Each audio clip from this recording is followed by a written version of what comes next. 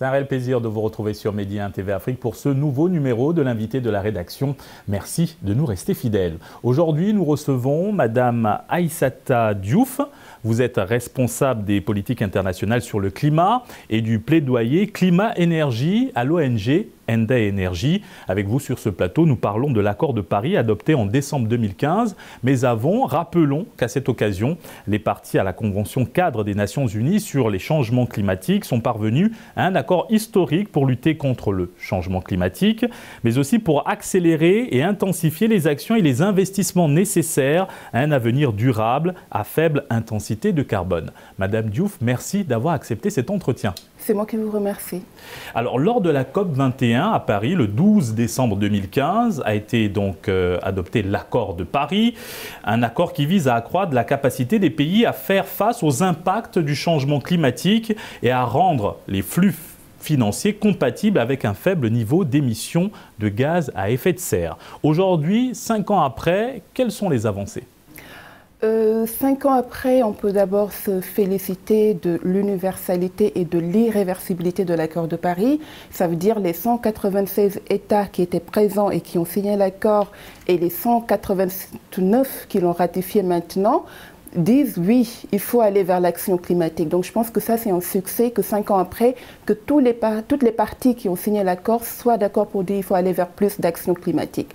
5 ans après, je pense que le chantier reste énorme, les défis restent énormes, notamment pour réduire les émissions de gaz à effet de serre. Les experts nous le disent, nous ne sommes pas sur la bonne trajectoire.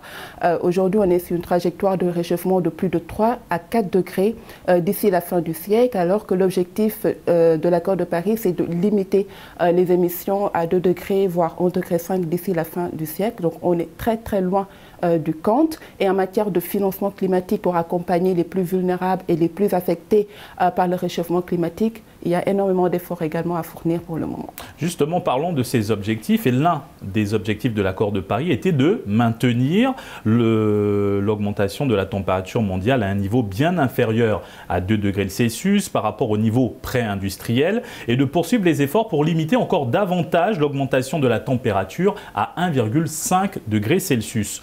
Où en est cet objectif aujourd'hui ?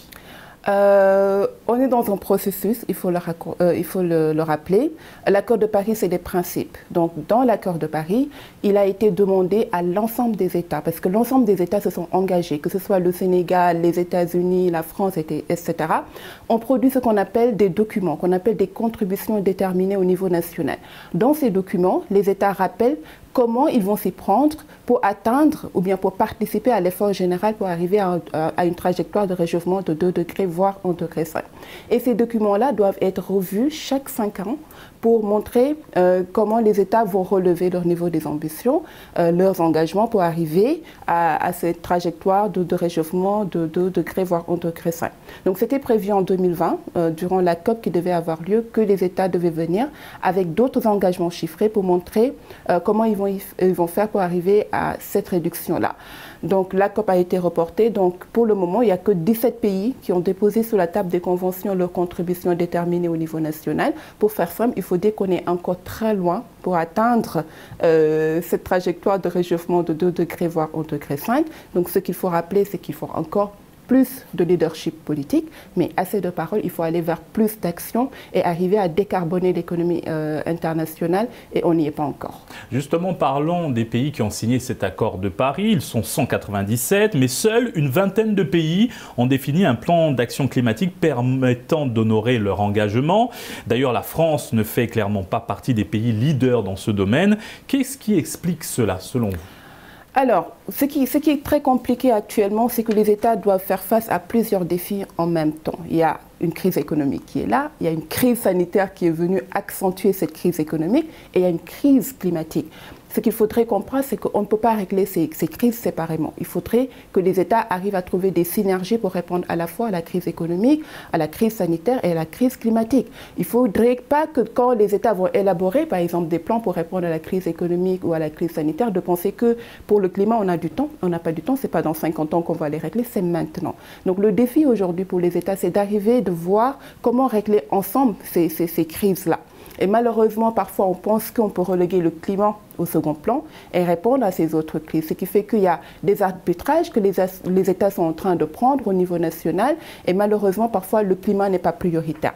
Par contre, il y a une mobilisation citoyenne un peu partout dans le monde pour rappeler aux États que non, aujourd'hui, la question climatique, c'est un enjeu de développement, c'est un enjeu prioritaire. On parle également de personnes, de morts et de vies. Donc, il faudrait que la question climatique soit bien prise en compte. Et je pense qu'aujourd'hui, quoi qu'on puisse dire, il faut un leadership. Je pense que la France, oui, c'est le pays qui a accueilli l'accord de Paris et qui doit montrer un leadership. Mais rappelons que les États négocient par groupe également et que l'Union européenne est en train de prendre également des engagements pour arriver à une neutralité carbone d'ici 2050. Et si l'Union européenne va arriver à cette neutralité carbone d'ici 2050, des États comme la France devraient avoir également des engagements de réduction des émissions beaucoup plus ambitieux au niveau national. Venons-en à présent au continent, le continent africain. Quelle est la part de l'Afrique dans cet accord historique de Paris ? Je pense que l'Afrique a joué un très très grand rôle pour l'accord de Paris, pour la réussite de l'accord de Paris. Pourquoi? Parce que le continent n'émet pas énormément.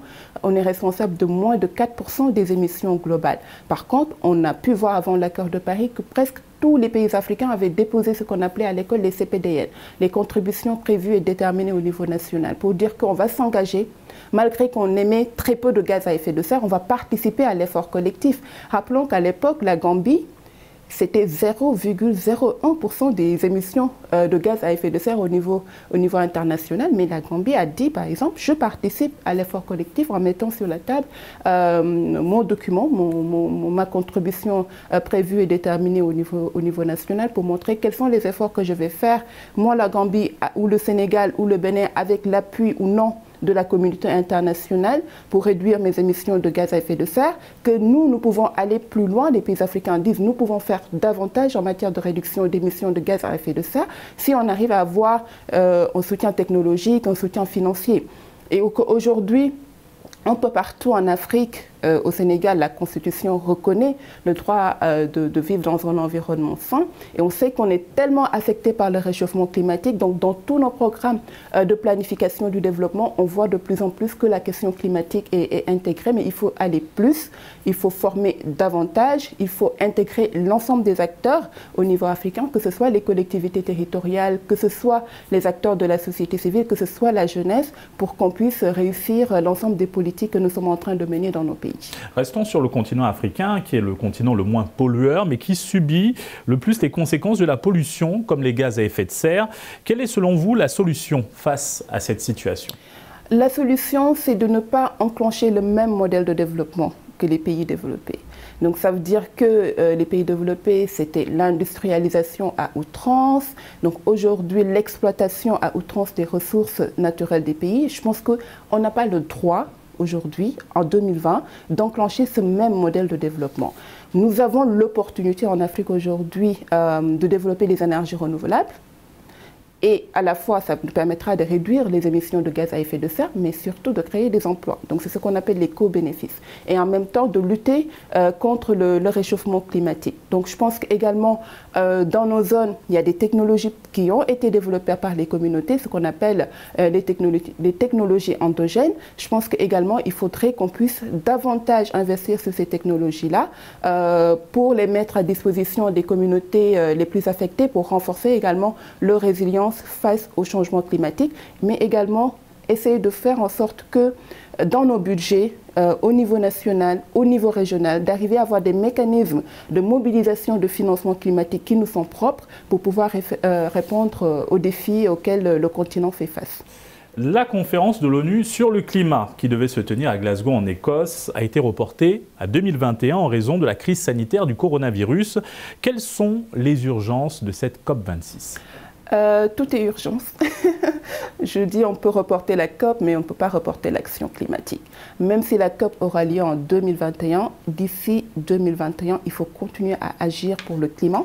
Parce que si rien n'est fait, dans les années à venir, par exemple, on va continuer à vivre des crises sanitaires comme nous sommes en train de le vivre, parce que le PNUE l'a rappelé. Cette crise sanitaire, c'est dû également à la destruction de nos écosystèmes. Donc, il faudra faire quelque chose. Pour la COP 26, il y a plusieurs urgences. Il y a ce qu'on appelle les mécanismes de marché carbone, qu'on appelle le fameux article 6, un point sur lequel les États négocient depuis 3 ans et qui permettrait de réguler un peu le marché du carbone et qu'on n'arrive pas à trouver un accord. Il faudrait qu'on puisse avancer sur cela. Il faudrait également que les États viennent avec des documents, donc leur contribution déterminée au niveau national ambitieux, pour nous montrer vraiment qu'on serait dans la bonne trajectoire pour arriver à un réchauffement. Et troisième point qui est important, c'est le financement climatique. Rappelons que les États des pays développés avaient promis aux pays en développement 100 milliards de dollars par an d'ici 2020. Nous sommes en 2020, on n'arrive pas à avoir ces 100 milliards. Et en plus, 100 milliards, c'est loin d'être suffisant pour répondre aux défis climatiques, particulièrement pour les pays du Sud.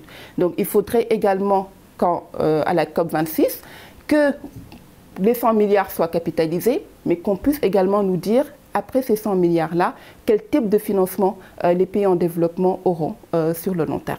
Merci Madame Aïssatou Diouf. Nous rappelons que vous êtes responsable des politiques internationales sur le climat et du plaidoyer climat-énergie à l'ONG Anda Énergie. C'est moi qui vous remercie. Et merci à vous d'avoir suivi cette émission. Très bonne suite des programmes sur Média TV Afrique.